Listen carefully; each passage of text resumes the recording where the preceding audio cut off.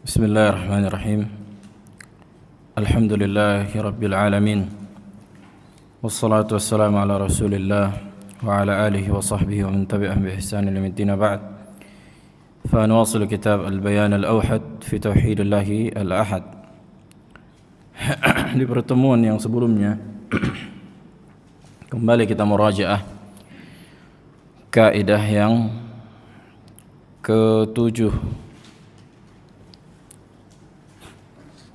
dan ke-8 atau 8 dan 9 kan aslinya. Nah, طيب, di antaranya lawazim khasa'is sifatil makhluq la talzam fi sifatillah bal huwa munazzahun anha subhanahu. Konsekuensi kekhususan sifat makhluk tidak menjadi konsekuensi bagi sifat Allah, bahkan Allah disucikan dari kekhususan konsekuensi sifat makhluk. Naam, sebagaimana kita nukilkan ucapan Syekhul Islam Ibn Taimiyah, kata beliau al-qaulul fasil ila akhirih, bahwa kekhususan konsekuensi dari sifat makhluk tidak berlaku pada Allah subhanahu wa ta'ala. Kemudian beliau memberikan contoh sifat al-istiwa, tingginya Allah, meningginya Allah di atas arsy, maka konsekuensi ketinggian Allah di atas arsy tidak sama dengan konsekuensi ketinggian manusia di atas makhluk atau istiwanya manusia di atas makhluk. Contohnya, manusia ketika istiwa di atas kuda, di atas kendaraannya, maka manusia membutuhkan kendaraan tersebut untuk menopang dirinya. Maka Allah subhanahu wa ta'ala ketika meninggi di atas arsy, ketinggian yang khusus yang difahami secara bahasa, secara umum, akan tetapi konsekuensi ketinggian itu tidak sama dengan konsekuensi ketinggian makhluk di atas makhluk. Maka Allah tidak membutuhkan al-arsy. Nah, begitu juga sifat berbicara pada manusia. Manusia berbicara membutuhkan lisan, membutuhkan gigi, membutuhkan pita suara. Maka Allah subhanahu wa ta'ala tidak sebagaimana manusia berbicara membutuhkan lisan, membutuhkan gigi, membutuhkan pita suara. Akan tetapi Allah subhanahu wa ta'ala berbicara dengan huruf dan suara yang didengar oleh makhluk, Nah, bukankah sebagian makhluk dia bisa berbicara tapi tidak memiliki gigi, tidak memiliki lisan, tidak memiliki pita suara? Bukankah handphone kan gitu, bisa berbicara, bisa menukilkan ucapan manusia? Maka konsekuensi berbicaranya handphone tidak sama dengan konsekuensi berbicaranya sifat manusia. Kalau di antara makhluk berbeda konsekuensi sifat mereka, maka antara al-khaliq dengan makhluk lebih jauh perbedaannya. Dan Allah menyebutkan laisa kamitslihi syai', tidak ada yang sama dengan kaifiyat dari sifat Allah subhanahu wa ta'ala. Kemudian kaidah yang berikutnya, ittifaqul asma la tujib tamathul al-musammayat. Persamaan nama tidak memberikan konsekuensi persisnya, mumatsalah, samanya 100% yang dinamakan. Persamaan nama secara umum tidak memberikan keharusan yang dinamakan itu sama persis dari segala sisi. Sebenarnya kaidah ini menjelaskan kaidah yang sebelumnya.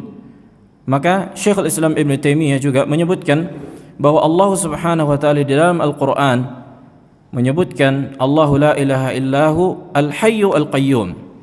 Tidak ada ilah selain Allah yang maha hidup, al-hayy. Allah menamakan dirinya al-hayy. Di ayat yang lain Allah mengatakan yukhrijul hayya minal mayyit. Allah mengeluarkan al-hayy dari yang mati. Apa maksud al-hayy? Di ayat yang kedua adalah makhluk. Di ayat yang pertama Allah namakan dirinya al-hayy. Tapi apakah sama antara al-hayy al-awwal, yakni Allah, dengan al-hayy yang kedua, yakni makhluk? Jelas berbeda. Nah, begitu juga inilah yang dikatakan al-qadru al-mushtarak. Al-qadr al-mushtarak. Senantiasa kita ulang-ulang sampai 100 kali pun kita ulang sebenarnya enggak masalah, sampai kita mutkin masalah al-qadar al-mushtarak. kadar yang berserikat antara lafaz yang banyak yang masuk ke dalam kategorinya. Dan itu letaknya di mana? Di pikiran manusia. Tidak ada wujudnya di luar pikiran manusia. Akan kita jelaskan nanti di kaidah yang akan datang ini. Atau yang dikenal juga dengan lafaz al-mutawati'ah. Nah, dan ini sesuai dengan dalil akli dan dalil naqli. Ini sesuai dengan akal manusia dan sesuai dengan apa yang dikabarkan oleh Allah dan Rasulnya. Di dalam Al-Quran ini sudah kita sebutkan, Allah menamakan dirinya Al-Hayy. Allah juga menamakan manusia Al-Hayy. Tapi apakah sama Al-Hayy Allah? Maksudnya Allah sama dengan Al-Hayy manusia? Jelas berbeda. Kemudian di dalam hadis sebagaimana kita sebutkan bahwa di surga ada apa?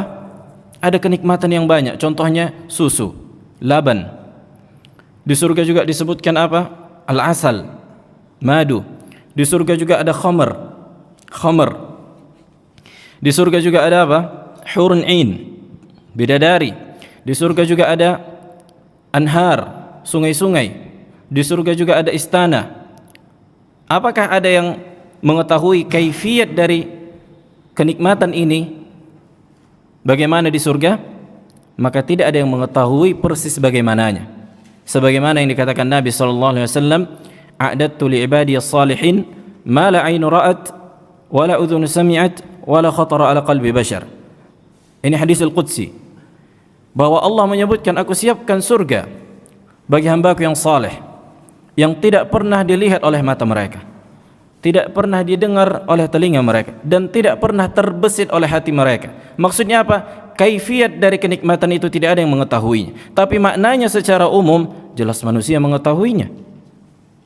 Maknanya secara umum khamr. Sudah kita sebutkan bahwa makanya kata Abdullah ibni Abbas, "Laisa fid dunya mimma fil jannati illa al-asma." Tidaklah perkara yang ada di surga dan di dunia kecuali namanya saja yang sama secara umum, akan tetapi kaifiatnya jelas berbeda. Sudah kita katakan inilah yang difahami oleh para ulama dan oleh para uqala, orang-orang yang berakal dan orang-orang yang berilmu. Wajibnya menetapkan al-qadar al-mushtarak. Wajibnya menetapkan al-qadar al-mushtarak. Akan tetapi al-qadar al-mumayyiz, yakni kadar yang menjadi keistimewaan setiap lafaz itu tidak ada yang mengetahuinya kecuali Allah. Contohnya kenikmatan di surga. Begitu juga dengan perkara yang gaib. Allah Subhanahu wa taala menyebutkan tentang sirat. Nabi menyebutkan tentang sirat, yakni jembatan al-jisr, yunsabu 'alal matni al-jahannam, diletakkan di atas neraka jahannam. Bagaimana? Allahu a'lam. Ya kan? Bagaimana? Allahu a'lam. Akan tetapi kita fahami makna sirat, jembatan yang dibentangkan di atas jahannam. Nah, karena kalau kita katakan aku tidak percaya sesuatu kecuali dengan perkara yang aku lihat dan aku dengar, maka engkau tak akan pernah beriman terhadap perkara yang gaib. Engkau akan menolak Allah, menolak sifat Allah, menolak surga, menolak neraka, menolak perkara-perkara yang gaib, menolak para malaikat. Seluruhnya akan kau tolak karena sesuatu itu tak pernah engkau saksikan sebelumnya ketika di dunia. Jibril alaihissalam disebutkan dalam hadis memiliki sifat 600 sayap. Coba bayangkan bagaimana 600 sayap. Tidak terbayangkan. Akan tapi kita fahami Jibril memiliki 600 sayap. Itulah yang dikatakan al-qadru al-mushtarak. Sayap-sayap, wadah makna, kan gitu.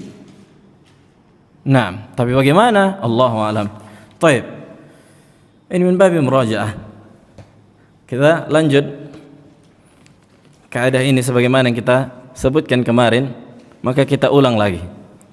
Satu pekan pun khusus mengulang-ulang ini. Enggak masalah insyaallah. Baik. Qala al-muallif ghafarallahu lahu wa liwalidayhi wa lisairil muslimin. Kaidah yang ke-10 di sini 9. Sebagaimana kita sebutkan ada pengulangan di nomor 5 kan.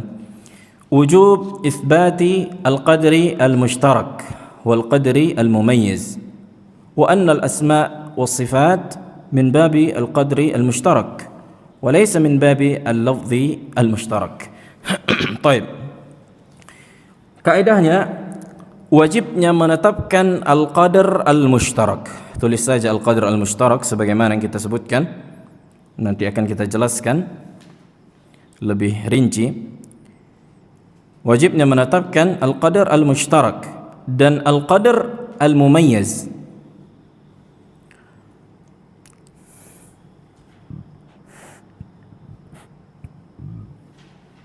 Wa anna al-asma' was-sifat, dan nama-nama dan sifat Allah itu dalam rangka, yakni masuk ke dalam bab al-qadar al-mushtarak,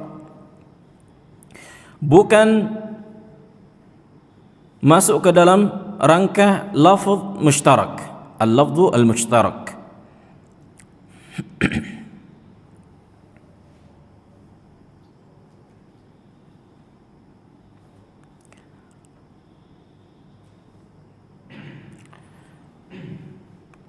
Baik, kemudian kaidah, ini kan kaidah, kemudian ada kaidah menjelaskan kaidah ini.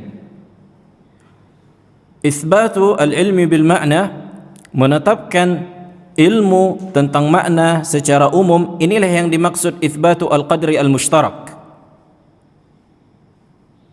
Jelas? Kaidah itsbatu al-ilmi bil ma'na, menetapkan ilmu tentang makna secara umum atau menetapkan al-qadr al-mushtarak, la yalzam, tidak menjadi konsekuensi itsbat al-ilmi bil kaifiyah, tidak menjadi konsekuensi, tidak menjadi keharusan menetapkan ilmu tentang al-kaifiyat. Inilah yang dikatakan al-qadar al-mumayyiz. Menetapkan al-qadar al-mushtarak tidak mengharuskan seseorang menetapkan ilmu dia tentang al-qadar al-mumayyiz. Menetapkan ilmu tentang makna secara umum tidak mengharuskan dia menetapkan ilmu tentang kaifiyat. Wa itsbatul ilmi bil kaifiyah, dan menetapkan ilmu tentang kaifiyat, yakni al-qadar al-mumayyiz, yalzamu minhu itsbatu al-ilmi bil ma'na, mengharuskan menetapkan ilmu tentang makna, ai al-qadar al-mushtarak.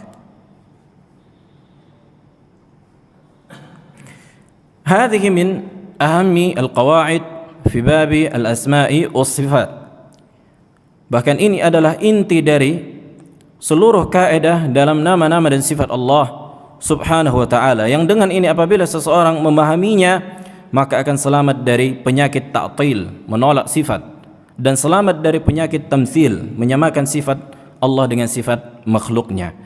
Bahkan kebanyakan ulama, subhanallah, kebanyakan para ulama tergelincir dan tidak memahami konsekuensi dari kaidah ini, sehingga mereka jatuh kepada ta'til, jatuh kepada tamtsil, jatuh kepada tahrif, karena mereka tidak memahami, tidak Allah berikan hidayah dan taufik untuk memahami kaidah ini. Di antaranya An-Nawawi rahimahullah, di antaranya An-Nawawi, begitu juga Al-Hafidz Ibnu Hajar, begitu juga Al-Qadhi Abi Ya'la. Ada banyak sebagian ahli ilm yang jatuh kepada tahrif atau kepada tafwid. Maka apa namanya? Seseorang yakni wajib mengetahui kaidah ini supaya selamat dari penyakit tamtsil dan penyakit ta'til. Adapun yakni para ulama yang lain seperti Ar-Razi, Al-Juwaini, jelas mereka tidak memahami konsekuensi ini karena mereka sudah berjalan pada usul Aristoteles, sudah berjalan pada kaidah filsafat. Ini yang mereka apa? Mereka jalani untuk memahami hakikat dari sifat Allah subhanahu wa ta'ala. Baik. Al-qadar al-mushtarak sudah kita sebutkan sebelumnya adalah makna umum. Kemudian al-lafzu al-mushtarak, al-lafzu al-mushtarak definisinya mattahada lafzuhu wa ikhtalafa ma'nahu. Lafaznya sama akan tapi maknanya berbeda. lafaznya sama, maknanya berbeda. Sudah kita sebutkan contohnya lafaz al-ain.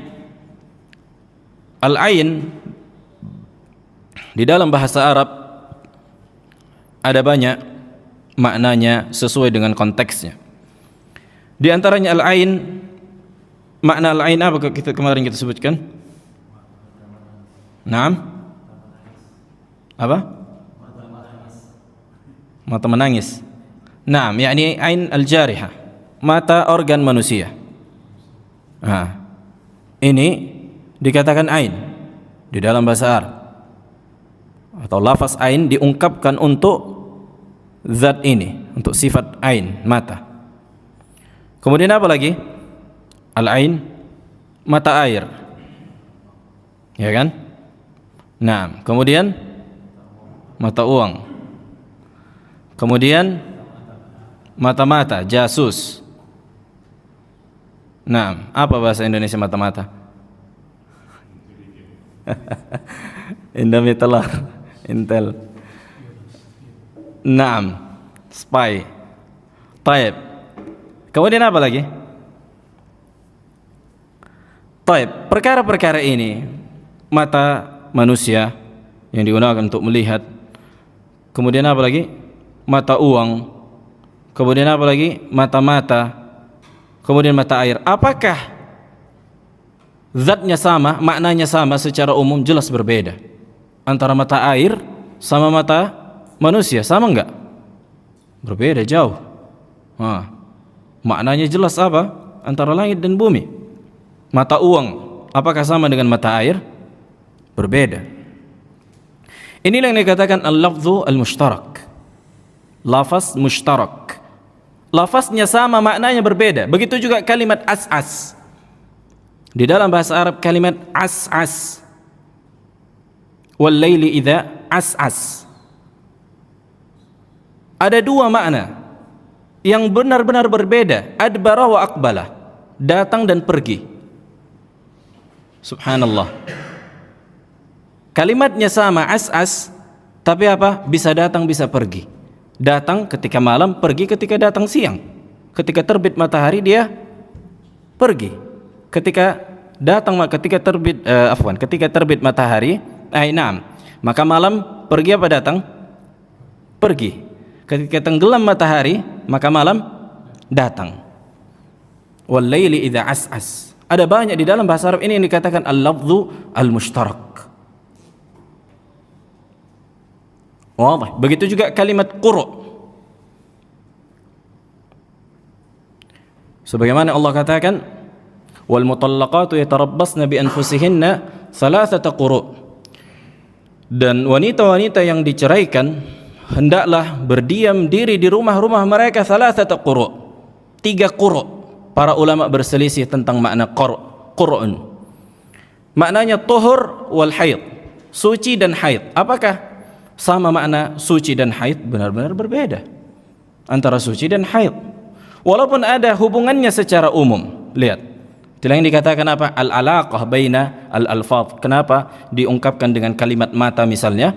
Karena ada hubungannya, ada titik temunya. Tapi zat antara kedua yang digunakan dalam lafaz ini benar-benar berbeda. Contohnya mata-mata, ada hubungannya kan gitu, karena dia memata-matai menggunakan mata. Nah, mata air karena dia titik. Ada hubungannya. Tapi walaupun secara zat maknanya ini apa? Benar-benar berbeda antara lafaz-lafaz atau makna lafaz yang digunakan. Tapi lafaznya satu. Ini yang dikatakan al-lafzu al-mushtarak di dalam bahasa Arab.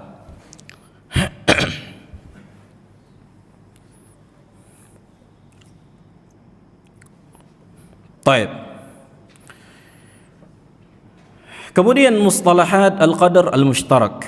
Istilah yang digunakan para ulama untuk mengungkapkan al-qadar al-mushtarak ada sekitar 3 secara umum ketika kita membaca para ulama. Sebagaimana kita jelaskan sebelumnya, kita sebutkan istilah yang digunakan untuk memudahkan orang yang belajar dan membaca kitab para ulama. Karena kadang-kadang para ulama mengungkapkan lafaznya, maknanya sama kan gitu, tapi dengan lafaz yang berbeda, dengan lafaz yang berbeda. Nah, contohnya Syekhul Islam Ibn Taimiyah, bukan sulit kitab-kitab beliau untuk dipelajari, tapi kitanya kurang memahami istilah yang beliau gunakan di dalam kitabnya.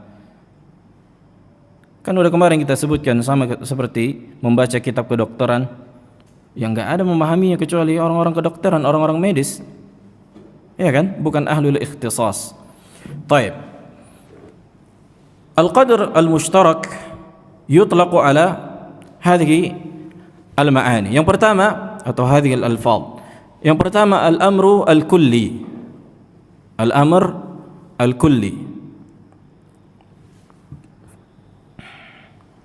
Ana belum mendapatkan padanan kata, itulah padanan kata itu al-qadr al-mushtarak dalam bahasa Indonesia yang tepat untuk mengungkapkan al-amr al-kulli.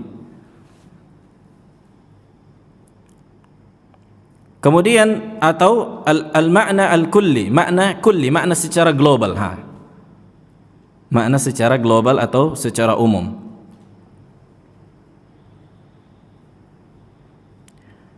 Makna secara global ini kebalikannya al-ma'na al-juz'i atau al-ma'na al-muayyan.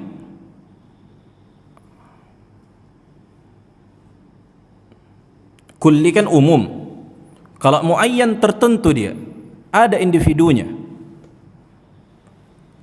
Kalau al-amru al-kulli kebalikannya al-amru al-juz'i.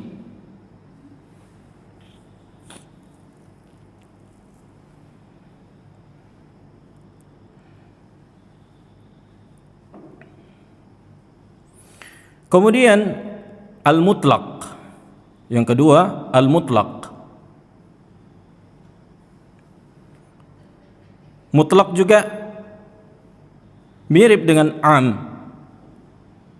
Di istilah usul fikih ini dipelajari. Kalau am, dia badalnya, yakni maksudnya seluruh jinsnya masuk, kan gitu. Umum itu apa?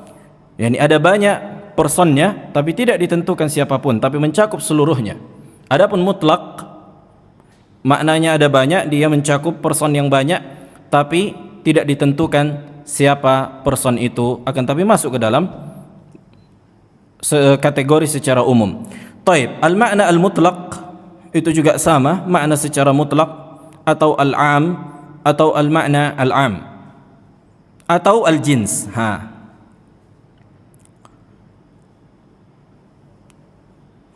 Al-jins lafdhun yandariju alaihi anwa'un katsirah wa tahta hadhihi al-anwa' tuqalu al-afrad wa mufraduha fardun. Al-jins adalah lafaz yang melahirkan individu yang banyak.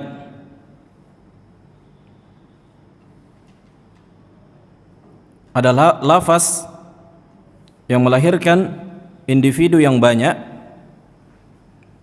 Maka setiap individu dari induk, maksudnya jins ini, dikatakan fardun, maka jamaknya afradun. Makanya kemarin kita lupa bilang pakai papan tulis. Baik, kita kasih contoh. Apa kemarin contoh yang kita sebutkan? Nah, ahsant. Kalimat manusia, misalnya kan di sini kita buat manusia.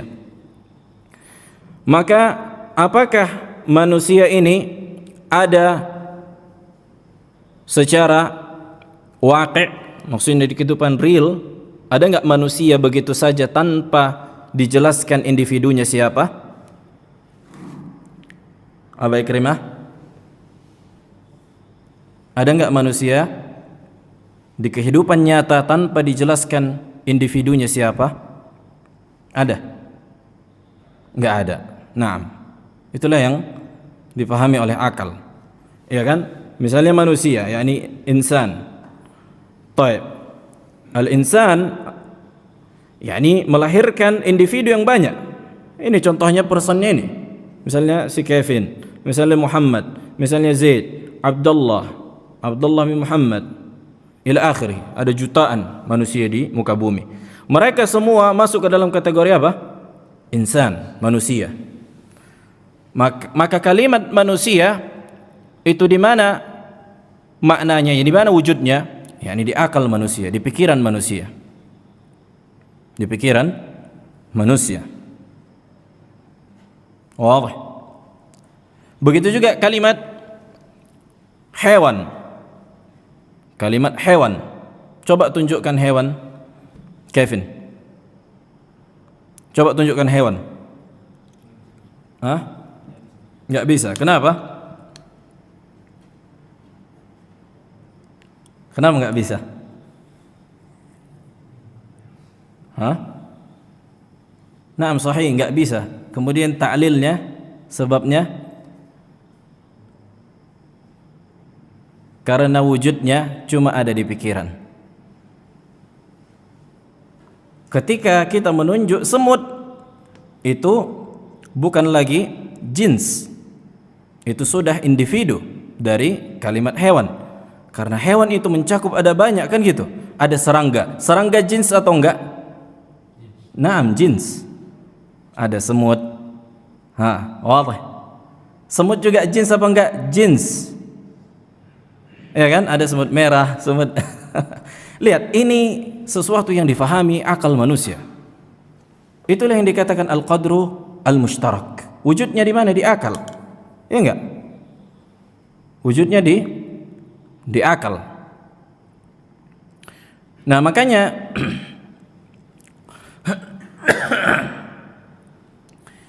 makanya kalimat yang kita gunakan misalnya seperti orang ajam,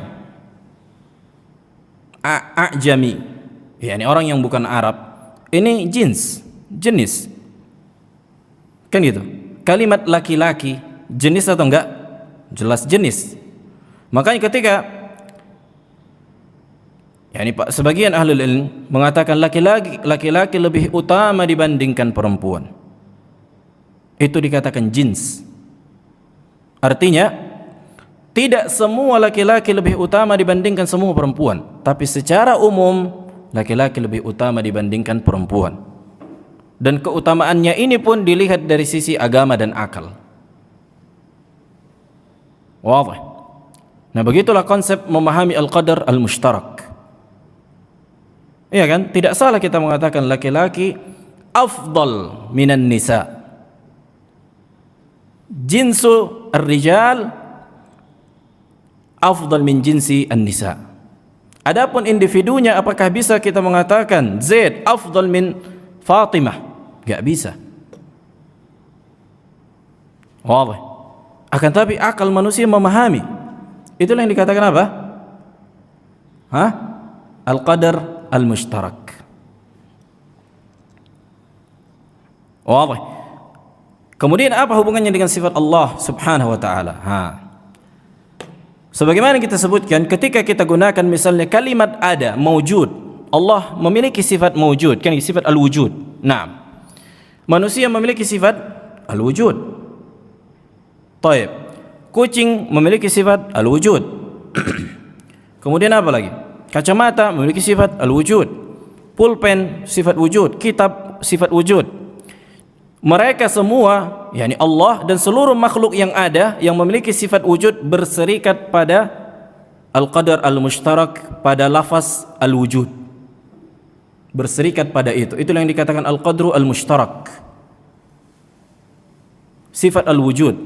Tapi ketika dilihat individunya, personnya, pihaknya, Allah, wujud Allah tidak sama dengan wujud kucing, wujud Allah tidak sama dengan wujud manusia, wujud Allah tidak sama dengan wujud seluruh makhluk manapun, karena Allah adalah wajib al-wujud, tidak tergambarkan ketidakadaannya. Sementara makhluk bisa digambarkan ketidakadaannya, karena seluruh makhluk memang diawali dengan ketidakadaan, namanya juga makhluk yang diciptakan. Wadah. Begitu juga kiaskan seluruhnya dengan seluruh sifat Allah Subhanahu wa taala ketika Allah Jalla wa ala memiliki tangan. Nah, lafaz tangan ini sebelum diidhafahkan, disandarkan kepada Allah, maka lafaz tangan ini berserikat seluruh pihak yang memiliki tangan. Manusia punya tangan, kucing punya tangan, walaupun sebagian mengatakan tungkai, lupa nama bukanya secara bahasa Indonesia. Robot punya tangan, ya kan? Wa halumma jarra. maka mereka berserikat pada makna secara database istilahnya kan gitu, yang mengumpulkan data secara umum. Itulah yang dikatakan al-qadar al-mushtarak sebelum idhafah. Kemudian ketika kita lihat misalnya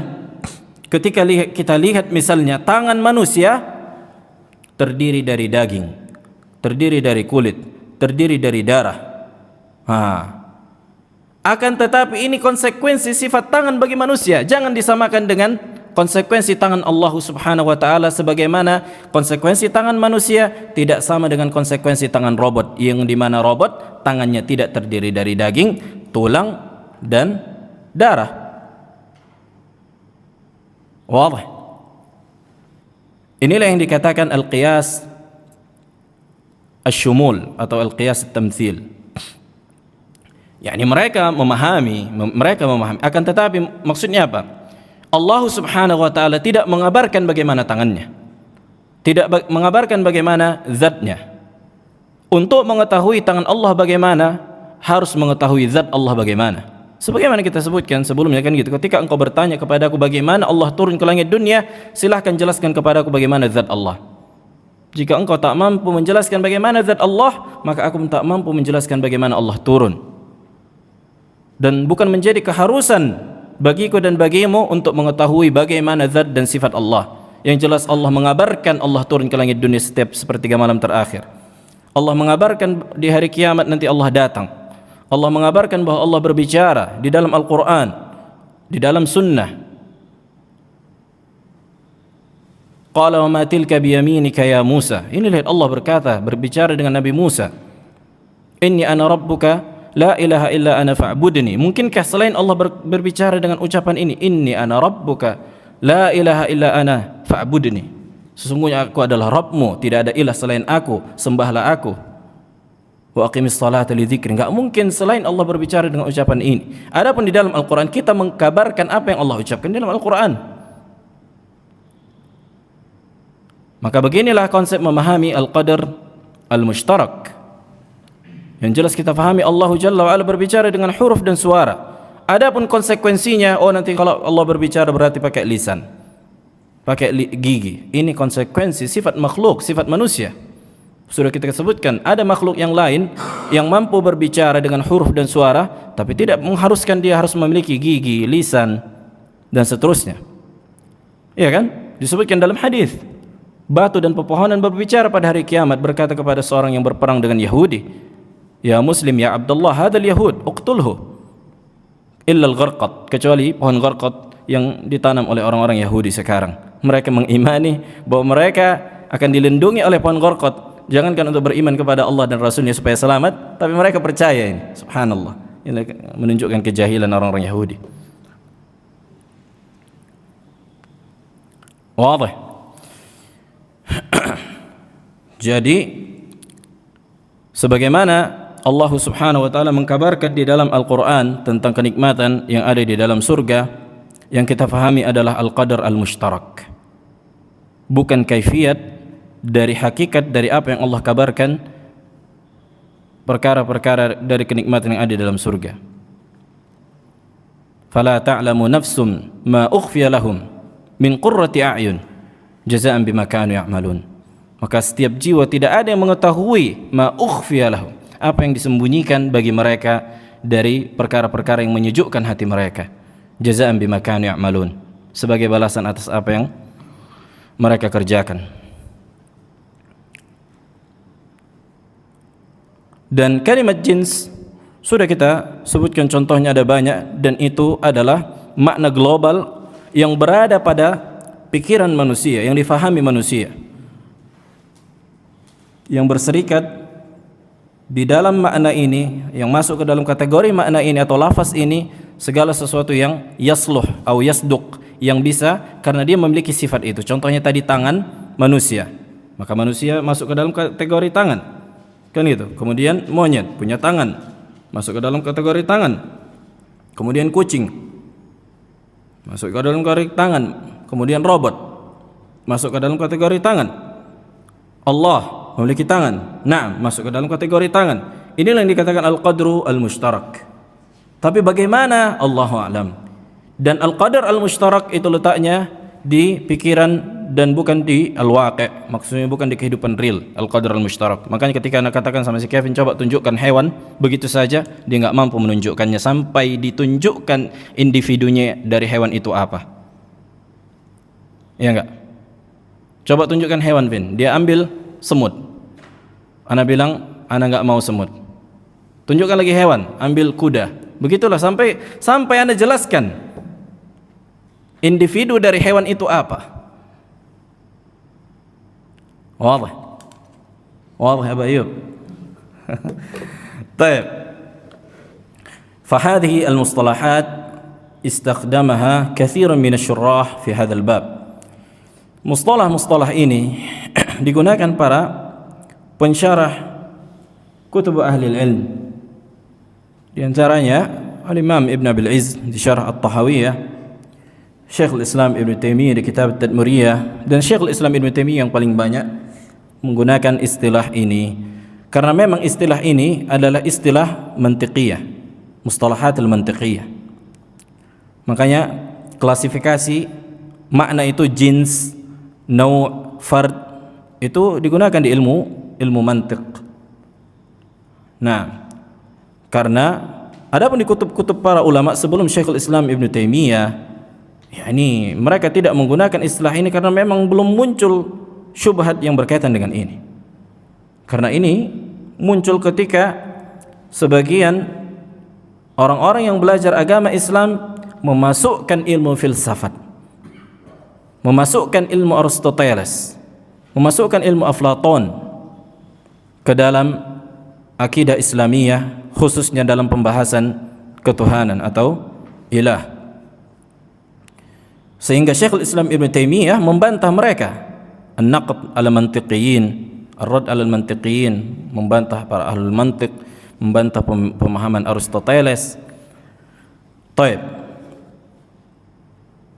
Fala yushawwishu ala dhihni at-talib lamma ittala'a ala kalami al-ulama fi hadzal bab. Maka enggak perlu membuat kita bingung terhadap istilah al-qadar mushtarak ketika kita membaca kutub ahli ilm. Kadang-kadang mereka mengungkapkan dengan kalimat al-amru al-kulli atau makna al-kulli atau al-mutlaq atau al-makna al-mutlaq atau al-am atau al-makna al-am atau al-jins. Semua itu masuk ke dalam makna yang satu, yakni al-qadar al-mushtarak. Baik, makna al-qadar al-mushtarak ini lebih rinci lagi. Al-qadar al-mushtarak huwa al-makna al-kulli alladhi yastakhlisuhu al-aqlu al-insaniyu min khilali al-mushtarakati al-juz'iyyati bainal mawjudat. Al-qadar al-mushtarak adalah makna secara umum, adalah makna umum yang disimpulkan oleh akal manusia, yang disimpulkan oleh akal manusia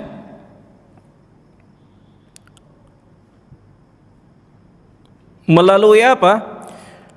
Melalui kesamaan al-juz'i, maksudnya benda-benda yang ada bainal mawjudat, yakni perkara yang dia lihat, dia saksikan. Dia lihat dan dia saksikan. Jadi kan ini tadi mawjud, ini kan ada. Kemudian tisu ada, kotak ada, meja ada. Mereka semua berserikat pada sifat ada. Naam. Qala fal insanu, yakni manusia, idza tasawwara al-juz'iyat wa ra'a ma bainahuma min at-tashabuh intaza'a aqluhu min dhalika ma'na 'amman kulliyan aqliyan tasawwuriyan yashmalu kull al-afrad al-juz'iyyah.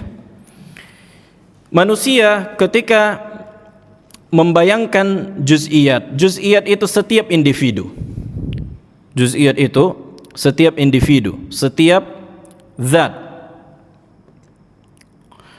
Contohnya tadi, kita lihat air, kan gitu? Atau kita ambil contoh sebagaimana kemarin apa? Khamar. Kita lihat ada gepeng. Kemudian kita lihat berbintang.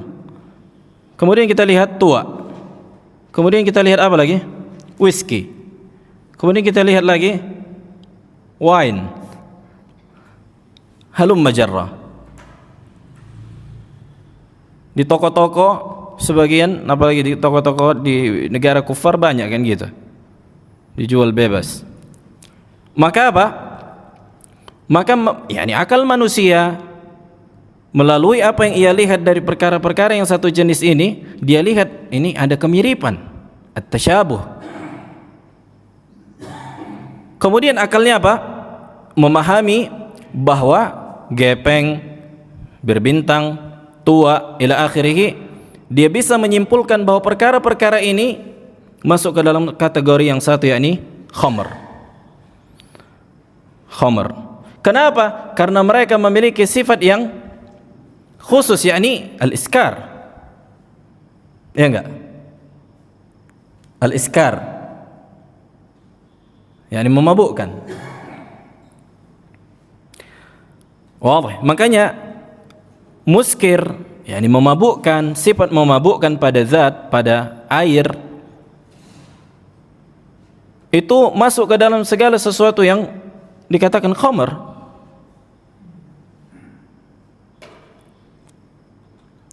Akal manusia memahami bahwa segala perkara ini bisa memabukkan, makanya diharamkan, makanya dikatakan khamr.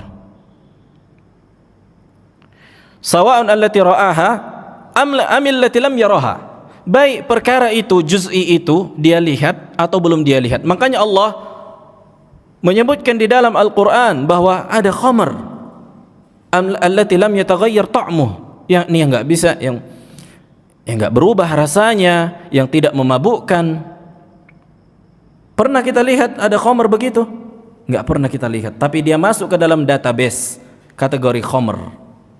Subhanallah. Kaifiatnya berbeda, berarti rasanya berbeda, baunya berbeda.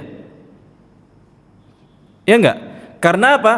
Karena kita fahami khamr itu melalui jenis-jenis yang terjadi di, atau yang kita saksikan dengan mata kepala kita di dunia, melalui gepeng, berbintang, tua, whisky, ila akhirih. Kemudian Allah sebutkan ada satu jenis lagi nih, kalian nggak tahu bagaimana hakikatnya, tapi dia masuk ke dalam kategori khamr secara umum. Itulah khamr yang ada di surga. Wadah. Dan mereka berserikat pada apa? Kalimat khamr secara umum. Naam. Adzan, tafadhal, adzan. Baik. Qala al-muallif rahimahullah, fa'aqlu al-insan tasilu ilayhi al-ma'lumatu an tariqi al-hiss. Akal manusia sampai kepada mereka, yakni sampai kepada akal mereka, maklumat, ilmu itu diantaranya melalui panca indera, melalui panca indera. Makanya manusia bisa berbicara, kenapa? Karena dia bisa mendengar.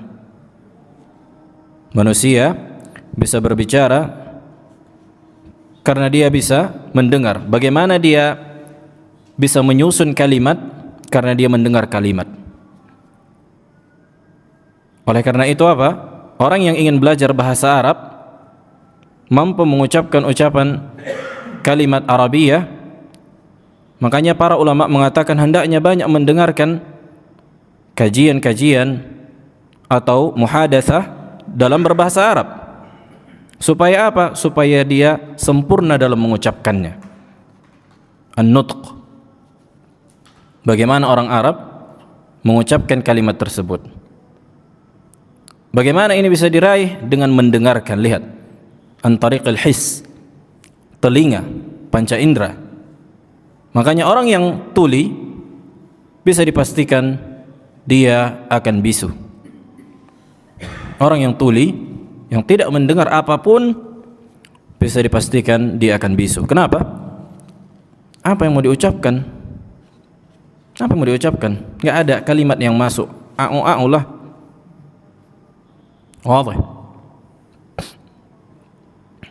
Orang yang tuli bisa dipastikan akan bisu. Tapi tidak semua yang bisu berarti tuli. Bisa jadi karena kesalahan lisannya, lumpuh misalnya stroke. Dia bukan nggak mendengar, tapi lisannya nggak mampu mengucapkan kalimat, atau nggak ada pita suaranya, kebanyakan merokok, jebol, mungkin, ya kan? Walaupun dia mampu mendengar, nggak ada pita suara, macam mana apa? Mengeluarkannya. Tapi kalau dia alat berbicaranya lengkap, sebagaimana seharusnya, kemudian dia nggak mampu mendengar, tidak ada ilmu yang masuk. Makanya fa'aqlul insan tasilu ilaihil ma'lumat an tariqil his. Begitu juga dengan warna, sudah kita sebutkan, merah. Bagaimana kita bisa mengetahui merah? Melalui penglihatan, iya kan? Makanya coba orang buta disuruh menunjukkan merah, nggak mampu. Kenapa? Nggak pernah dia melihat. Al-akma, ini orang yang lahir sejak, orang yang buta sejak lahir. Putih, bagaimana kita bisa membedakan putih dan hitam? Antariqal his, dari apa? Dari penglihatan. Coba tunjukkan putih. Nah, kalimat putih itu adalah jins, al-qadar al-mushtarak. Hitam, al-qadar al-mushtarak. Ketika kita tunjukkan ini jubah, warnanya hitam, ya kan? Tapi hitam begitu saja, maka tidak ada wujudnya. Segitiga, coba tunjukkan segitiga. Maka segitiga begitu saja, itu adanya di akal. Akal kita yaqdiru, mampu mentaksir segitiga begitu saja, walaupun nggak ada wujudnya. Tapi di kehidupan real bisa nggak ada segitiga begitu saja tanpa ada zatnya? Nggak bisa. Itulah yang dikatakan al-qadru al-mushtarak. Coba tunjukkan manis, Aba Ayub. Rasa manis. Ayo, ketika antum kasih anak gula, ya kan? Apakah manis ini hanya gula? Gula itu juga kalimat jins, atau manis, afwan. Manis juga kalimat jins, yang dimana masuk ke dalam gula, dodol, gula merah pun gula pun banyak jenisnya, kan? Itulah yang dikatakan al-qadru al-mushtarak. Dan ini mampu dibedakan melalui rasa, melalui apa? Indera pengecap. Kasar, halus. Bagaimana kita bisa membedakan antara kasar dan halus? Melalui apa? Peraba. Ya enggak? Suara keras. Bagaimana yang lembut, yang keras, yang kasar? Bagaimana kita bisa mengetahuinya? Melalui apa? Melalui pendengaran. Melalui pendengaran. Makanya orang yang ngomong suaranya keras dianggap sebagian orang yang biasa mendengar orang yang bicara dengan suara lembut, akan dianggap orang yang berbicara dengan suara keras ini kasar. Orang Medan pergi ke Bandung dianggap marah-marah, padahal ngomongnya memang kayak gitu. Bagaimana bisa dia ketahui? Melalui apa? Panca indera, pendengaran. Wadah. Fa'aqlul insan tasilu ilaihi al-ma'lumat an tariqil hiss. Wal hissu la yudriku illa al-umura al-juz'iyyata faqat. Dan panca indera tidak mungkin bisa mengetahui atau menjangkau sesuatu kecuali yang nyata, yang real. Ya enggak? Bisa enggak panca indera meraba yang kasar begitu saja, kasar tanpa ada wujudnya? Enggak ada. Manis, coba bisa kita rasakan manis? Enggak ada. Hawa. Enggak ada, kan gitu. Harus ada zatnya. Gula, dodol, permen. Naam. Wa yubqi 'ala al-ma'ani al-kulliyah allati tantabiqu 'ala kulli al-juz'iyat. Dan akal mereka bisa menyimpulkan dari perkara-perkara yang ada, yang dia rasakan. Misalnya tadi apa? Kita ambil contoh warna lah. Bagaimana kita bisa menyimpulkan merah? Kita lihat sejadah merah, kita lihat ini merah, kita lihat ini merah. Kita bisa simpulkan, kan gitu. Oh, merah itu begini. Akal kita tapi yang bisa menyimpulkannya melalui apa? Melalui panca indera yang ia ia dapatkan. Wah. Maka kemudian apa hubungannya nanti dengan sifat Allah? Allah Subhanahu wa taala belum kita jangkau dengan panca indera kita. Belum kita jangkau dengan panca indera kita, belum kita lihat dengan mata kita, belum kita dengar dengan telinga kita. Maka bukan berarti Allah tidak masuk ke dalam al-qadar al-mushtarak. Ketika Allah berbicara, Allah mengabarkan, Allah dengan berbicara dengan huruf dan suara.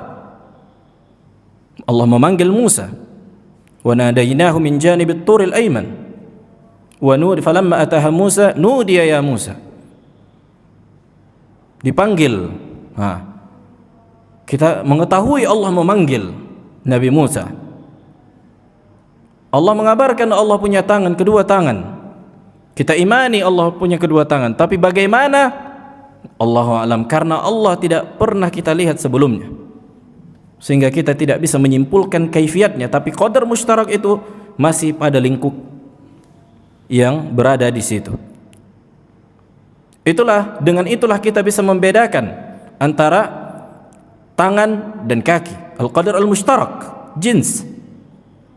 Ya enggak? Kaki kan lafaz umum kan? Nah, lafaz umum. Coba tunjukkan kaki. Ketika antum tunjukkan kaki manusia, maka ana mengatakan ana bukan menginginkan kaki manusia. Jadi apa? Pokoknya tunjukkan kaki. Tapi kaki itu bisa difahami oleh akal manusia yang ia simpulkan melalui apa yang ia jangkau dengan panca inderanya. Yang jelas dia memahami makna itu secara umum dan secara global yang berada di akalnya.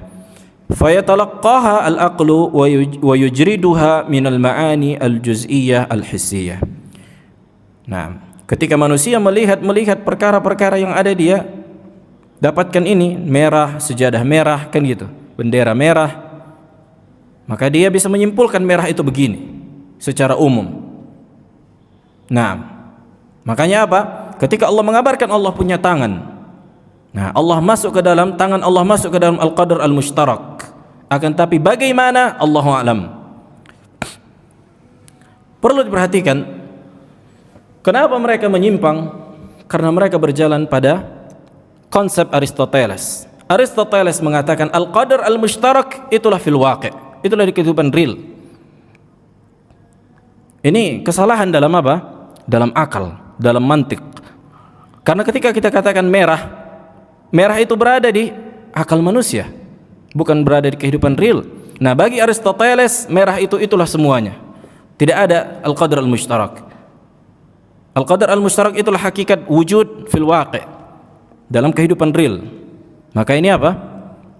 Inilah menunjukkan penyimpangan, dan inilah yang diikuti oleh ulama-ulama Asy'ariyah mutakallimin setelahnya. Walaupun sebenarnya ini juga diingkari sebagian ahli filsafat yang lain. Konsep antara al-qadar al-mushtarak itulah wujud al-waqi', itu diingkari sebagian filsafat yang lain. Maksudnya mereka juga berselisih. Taib. Karena ini apa? Diketahui secara daruri, kan gitu. Karena bayangkan bagaimana mungkin subhanallah ahlul kalam mengambil konsep filsafat Aristoteles, yakni kafir, untuk membangun akidah mereka, yang dimana ini bukan datang dari Allah, bukan datang dari Rasulullah. Ini juga menunjukkan bodohnya mereka terhadap kutub para salaf, bodohnya mereka terhadap kutub para ulama seperti Imam Bukhari, kitab Tauhid, Khalq Af'alil Ibad, kitab Imam Ahmad. Allahu a'lam, mungkin karena juga disebabkan faktor dari geografis. Karena di Baghdad, di Irak, banyak itu bisa dikatakan ummud dunyanya di zaman dahulu. Daerah Basrah, Irak. Banyak dari situ apa? Orang-orang Yunani melakukan perjalanan, sehingga masuklah pemikiran-pemikiran itu. Makanya kalau kota sudah terbuka, bukan hanya kehidupannya saja yang berkembang, tapi pemikiran. Tapi masalahnya pemikiran Barat, pemikiran kafir, pemikiran Yunani juga masuk. juga masuk ke situ. Wadah. Bukan yakni di tempat daerah-daerah seperti Madinah, Yaman, Makkah yang memang di situ Al-Imam Malik, para ulama, Al-Auza'i, para ulama salaf ada banyak di situ. Ini menunjukkan apa? Sedikitnya perbendaharaan mereka terhadap kutub para ulama sebelumnya. Sampai datang yakni mungkinkah kita agama kita nasabkan kepada Abul Hasan Al-Asy'ari yang lahir di kurun setelahnya, kita tinggalkan ulama yang lain, Al-Imam Al-Auza'i, Sufyan Ats-Tsauri, gurunya para a'immah, Imam Ahmad. Mungkinkah kita tinggalkan mereka kemudian kita datang kita ambil pemahaman orang yang mutaakhirin? Dan ini yang disebutkan Al-Laqani di Syarah Jawharatut Tauhid ketika dia mengatakan tariqatus salaf aslam wa tariqatul khalaf a'lam wa ahkam. Metode para salaf itu lebih selamat karena hanya sebatas menetapkan lafaz Allahu a'lam makna. Tapi metode para khalaf, yakni ahlul kalam, itu lebih cerdas, lebih berilmu karena mereka mampu mengutaati dalil dengan metode kalamiyah, dengan ilmu kalam. Maka ini kejahilan, kan gitu. Maka tidak layak, sangat jauh mereka apa? Dari ilmu para salaf.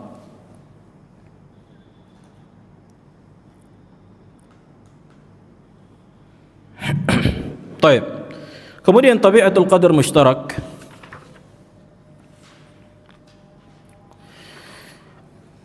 Sifat al-qadar al-mushtarak ini. Apa tadi al-qadar al-mushtarak? Ada yang bisa menjelaskan sedikit, menggambarkan, mendekatkan pemahaman tentang al-qadar al-mushtarak? Abu Darda.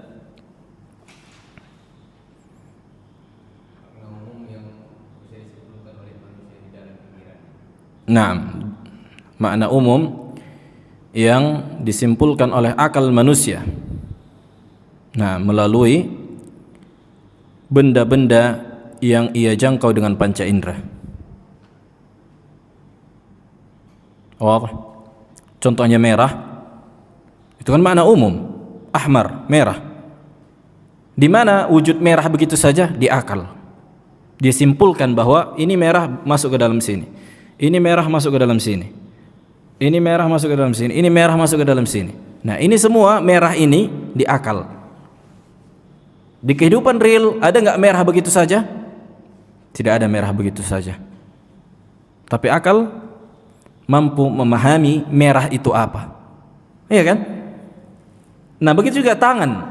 Ketika kita mengatakan Allah punya tangan, karena kita lihat manusia punya tangan. Kemudian apa lagi? Robot punya tangan, monyet punya tangan, kucing punya tangan. Masuk ke dalam database secara umum. Allah juga, tangan Allah masuk ke dalam al-qadar al-mushtarak. Tapi wajib menetapkan al-qadar al-mumayyaz. Apa itu al-qadar al-mumayyaz? Kadar yang menjadi keistimewaan Allah subhanahu wa ta'ala. Qadar al-mumayyaz ini tidak boleh dihilangkan. Karena jatuh nanti kita kepada tamtsil, menyamakan tangan Allah dengan tangan manusia, menyamakan tangan Allah dengan tangan monyet, menyamakan tangan Allah dengan tangan robot. Kalau tidak kita tetapkan al-qadar al-mumayyaz. Iya kan? Kemudian apa al-qadar al-mumayyaz? Laisa kamitslihi syai'.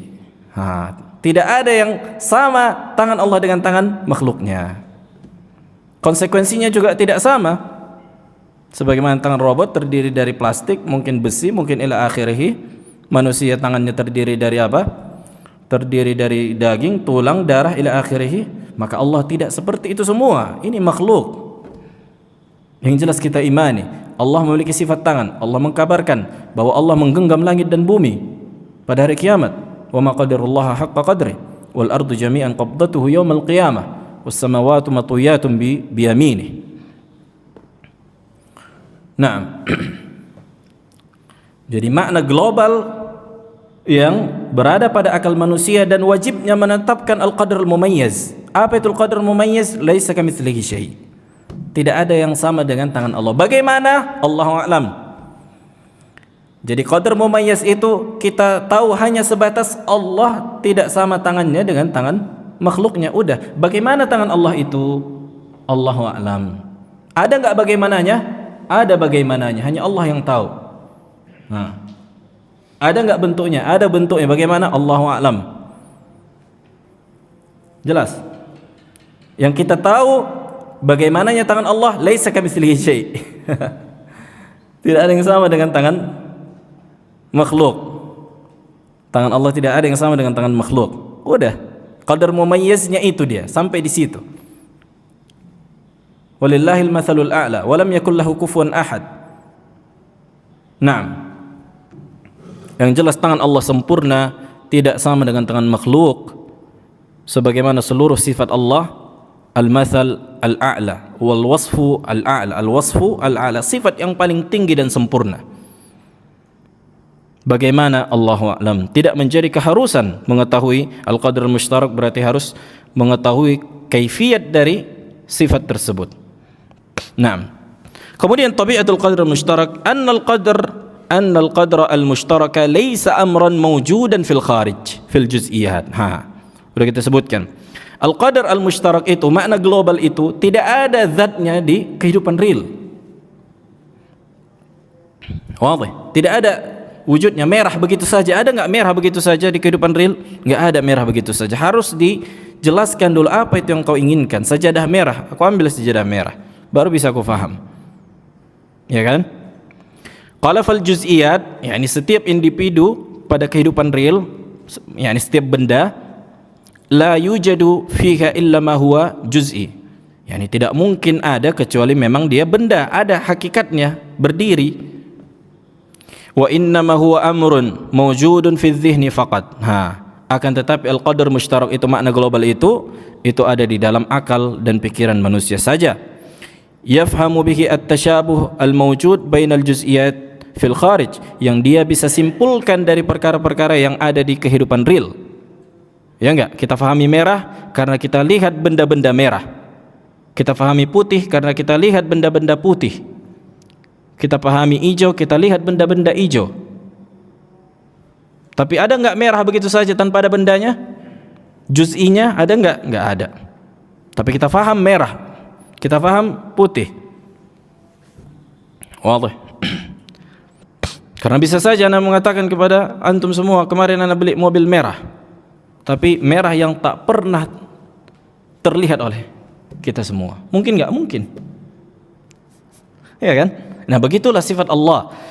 Allah mengabarkan Allah punya tangan, tapi tak pernah diketahui bagaimana bentuk tangan Allah Subhanahu wa ta'ala. Yang jelas Allah mengabarkan Allah menggenggam. Bagaimana? Allahu a'lam. Bagaimana, kan gitu, lihat bagaimana. Itu udah kaifiyat. Akan tapi kita pahami menggenggam, jelas menggenggam. Jadi gini, ketika kita katakan misalnya menggenggam, jangan senantiasa yang kita fahami adalah menggenggamnya manusia, berarti kayak gini.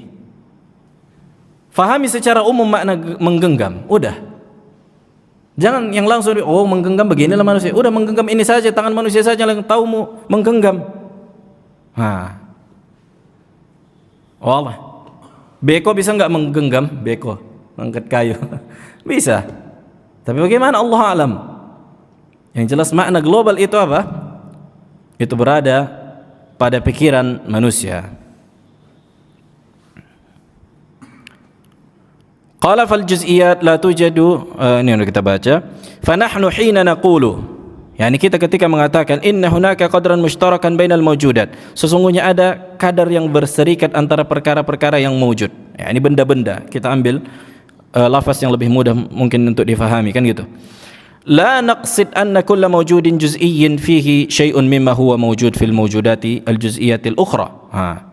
Bukan berarti setiap individu, setiap benda itu sama. Ketika kita katakan qadar mushtarak, berarti kita menyamakan antara monyet dengan manusia karena sama-sama memiliki apa? Memiliki tangan. Ya kan? Wa inna ma naqsid anna kulla mawjudin juz'iyyin fihi syabahun min al-mawjudatil juz'iyatil ukhra intaza'a al-aqlu al-insani wa arafahu. Akan tetapi itu tadi kita fahami monyet punya tangan, kucing punya tangan, manusia punya tangan, robot punya tangan. Kita simpulkan tangan secara global pada akal manusia. Kemudian kita membaca Al-Quran, kita dapatkan bahwa Allah mengkabarkan Allah punya tangan, masuk ke dalam database umum ini yang dikatakan al-qadar mushtarak. Bukan berarti menyamakan tangan Allah dengan makhluk. Nah, sebagaimana ketika kita mengatakan manusia punya tangan, monyet punya tangan, apakah tangan kita menyamakan tangan monyet dengan tangan manusia hanya karena keduanya punya tangan? Jawabannya tidak. Sebagaimana mewujud, kan itu Allah mewujud, Allah itu ada, manusia ada, kucing ada, pulpen ada. Wujud ini semua tidak sama. Maka Allah juga wujudnya tidak sama dengan wujud manusia. Tapi kita fahami maknanya secara global bahwa Allah itu ada di kehidupan real, bukan hanya sebatas di makna kulli. Dan ini dikatakan sebagian ahlul bidah bahwa wujud Allah itu hanya kulliyat saja. Ini pemahaman filsafat juga. Hakikatnya Allah itu enggak ada berarti kalau mereka mengatakan kulli, karena al-kulliyat makna global ada di pikiran saja. Itu kaidah dalam ilmu mantiq. Al-kulliyat tujadu fi adh-dhihn. Enggak ada di kehidupan real al-kulliyat. Manusia begitu saja, merah begitu saja, berjalan di kehidupan real merah tanpa ada individunya, tanpa ada bendanya, mustahil. Ini orang gila yang mengatakan demikian. Akan tapi akal mampu kan gitu, merah. Udah, kita pahami merah. Tapi bagaimana? Allahu a'lam. Maksudnya begitulah pada sifat Allah, kita pahami Allah punya tangan. Allahu a'lam bagaimana tangan Allah. Allah punya wajah, kita imani Allah punya wajah. Sifat yang berada pada zat Allah bagaimana? Allahu a'lam. Naam. Fal qadar al-mushtarak idzan amrun tasawwuriyun aqliyun wa laysa amran wujudiyan kharijiyya. Maka al-qadar al-mushtarak, makna global, makna umum, itu berada pada gambaran akal manusia secara umum, bukan wujudnya itu berada di kehidupan real. Hanya sebatas di akal kita fahami, kan gitu. Allah punya tangan, udah, Allah punya tangan. Bagaimana? Allahu a'lam. Jangan dibayangkan makna umum ini kita kiaskan dengan apa? Dengan tangan manusia. Wadah? Jelas. Contohnya udah kita sebutkan, khamar, gepeng masuk ke dalam khamar. Apa lagi? Berbintang masuk ke dalam khamar, tua masuk ke dalam khamar, whisky masuk ke dalam khamar. Kemudian ada benda, ya ini kita tidak mengetahui juz'inya, kita enggak mengetahui zatnya, tapi masuk ke dalam kategori khamar. Itulah khamar yang ada di surga. Ya kan? Ada sebagian benda, enggak pernah kita lihat, tapi masuk ke dalam kategori al-qadar mushtarak, yakni khamar yang ada di surga. Wadah. Nah. Baik. Nah, ada pertanyaan?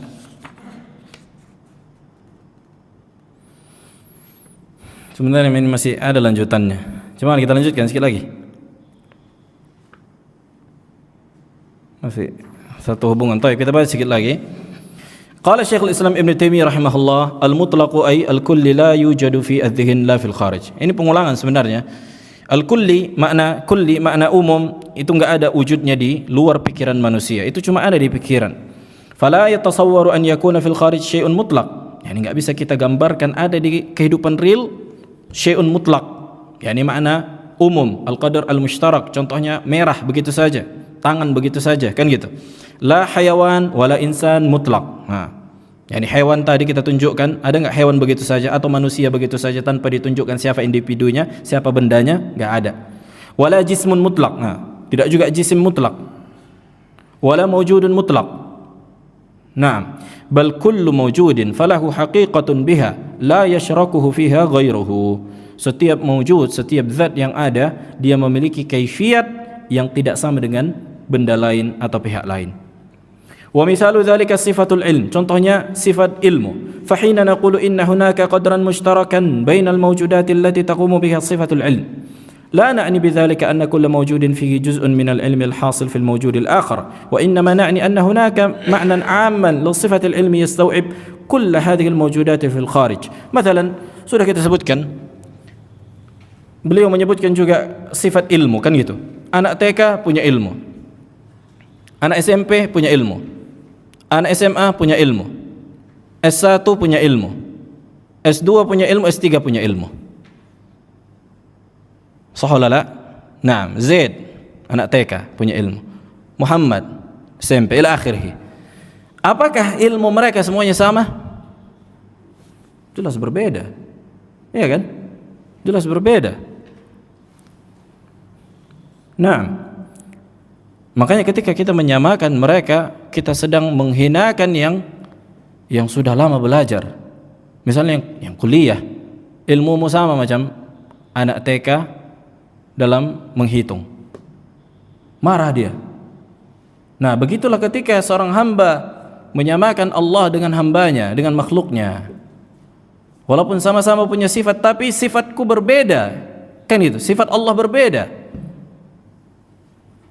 Fala tadribu lillahil amthal. Dan janganlah kalian samakan Allah dengan makhluknya. Naam.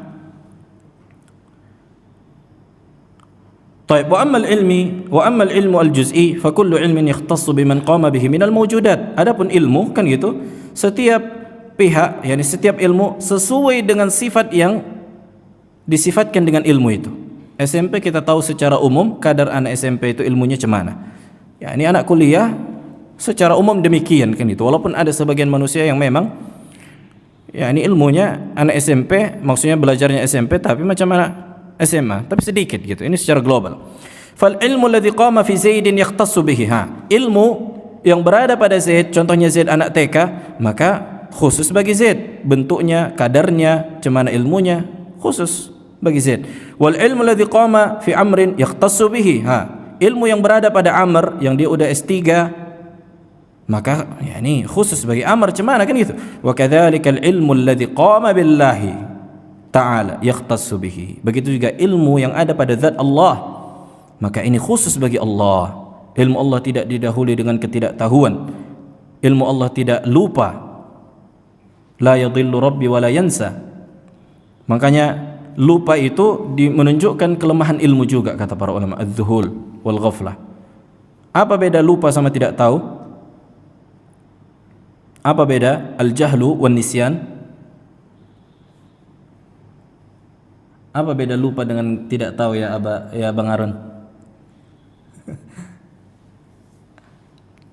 Kalau lupa sebelumnya dia pernah mengetahui. Kalau tidak tahu emang nggak tahu sama sekali. Wah, tapi dalam keadaan lupa dia menjadi jahil. Ya enggak? Ketika dia lupa, kan berarti dia pada saat itu apa? Tidak mengetahui, tapi pernah ada keadaan dia mengetahui. Kemudian itu hilang. Makanya ilmu itu apa? Butuh murajaah, butuh mudarasah, supaya ilmu itu terus berada pada kita. Adapun yang lupa, makanya laisa minal ilm. Ketika kita lupa berarti kita jahil. Ya kan? Karena itu enggak bisa kita hadirkan, enggak ada berarti hakikatnya. Ya enggak? Wala yusyarik ghairuhu fi khasaisihi. Maka Allah Jalla wa ala ilmunya tidak ada yang sama dengan siapapun dari makhluknya. فالوجود الخارجي لا يمكن أن يكون إلا وجودا جزئيا والوجود الكلي ليس إلا وجودا تصوريا. نعم, الكليات sudah kita sebutkan لا تكون في الخارج, يعني nggak ada hakikatnya di luar pikiran. Merah begitu saja, itu kan merah itu lafaz kulli, lafaz qadar mushtarak, am, nggak ada wujudnya di kehidupan real. Merah begitu saja tanpa disebutkan spesifiknya apa. Tapi kita fahami merah itu apa, di mana? Di akal manusia. طيب, وفي بيان هذه الحقيقة يقول الشيخ الإسلام ابن تيمية sekali lagi, فالإنسان إذا تصور زيدا أو عمرا ورأى ما بينهما من التشابه انتزع عقله من ذلك معنى عاما كليا معقولا لا يتصور أن يكون موجودا في الخارج عن العقل، فهذا هو وجود كليات، وهذه الكليات المعقولة أعراض قائمة بالذات العاقلة. وقال أيضا رحمه الله من أعظم صفة العقل معرفة التماثل والاختلاف. Kata beliau, di antara sifat yang paling besar bagi akal manusia mampu membedakan antara yang mirip dan yang berbeda. Fa idza ra'a syai'aini al-mutamathilaini 'alima anna hadha mithla hadha yaj'al hukmuhuma atau yaj'al hukmahuma wahidan. Kan gitu. Misalnya kita lihat ini merah. Nah, kita simpulkan dua-duanya apa? Merah. Kita lihat ini bendera. Ya. Ini sajadah. Kita simpulkan dua-duanya merah, ya enggak? Mutamathil, mirip. Wadah. Kama idza ra'a al-ma, kita lihat air. Air. Misalnya Sungai Barumun. Kemudian kita lihat laut. sama-sama air. Tapi kaifiatnya apa? Beda kan? Air laut biru misalnya.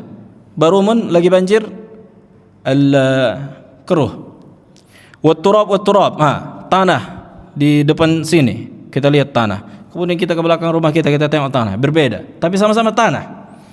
Wal hawa, ya ini udara di Bandung sama di Kota Pinang berbeda. Kan gitu.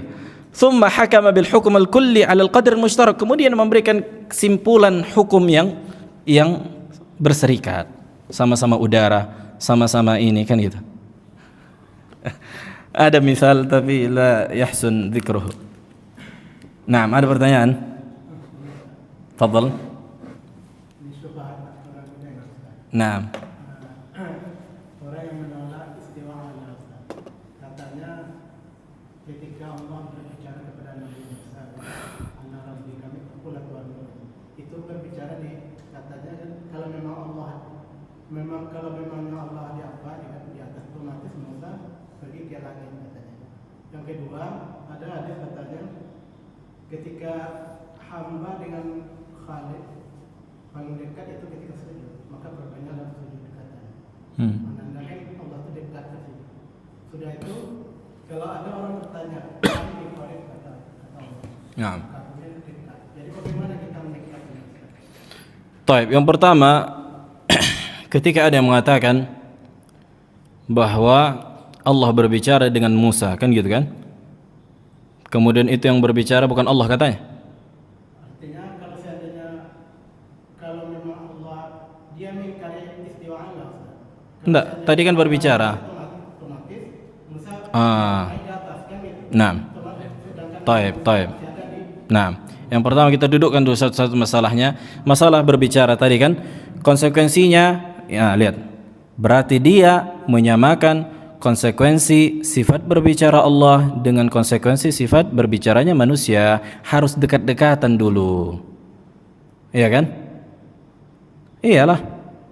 Karena dia manusia yang kayak gitu. Di atas lantai 5 saja orang berbicara, udah tidak dengar yang di lantai 1 lagi. Sementara Allah istiwa katanya, Musa itu harus naik. Maka kita katakan ini apa? Ini tamtsil, menyamakan Allah dengan manusia. Maka Allah mampu berbicara dengan siapa saja, bagaimanapun dan kapanpun. Itulah perbedaan antara sifat berbicara Allah dengan sifat berbicara manusia. Laisa kamitslihi syai'. Sehingga bisa kita katakan apa? Musa harus naik dulu ke atas. Lah, ini kau enggak mensucikan Allah berarti. Tak mampu lagi Allah berbicara kepada Musa, harus turun dulu Allahnya begitu ke dunia, atau Musanya dulu naik ke atas. Ini akidah tamtsil. Inilah bentuk menyamakan Allah dengan manusia. Nah, dan bukan menjadi penghalang bahwa Nabi SAW juga ketika Mi'raj naik ke atas dan berbicara dengan Allah, dan Allah mampu berbicara kepada hambanya yang ada di permukaan bumi. Makanya Nabi Musa diberi julukan Kalimur Rahman, disebutkan para ulama di sebagian syarah kutub, karena Nabi Musa adalah satu-satunya Nabi yang berbicara langsung kepada Allah di permukaan bumi. Adapun Nabi Muhammad itu naik ke atas langit ke-7. Adapun di permukaan bumi itu satu-satunya cuma Nabi Musa alaihissalam.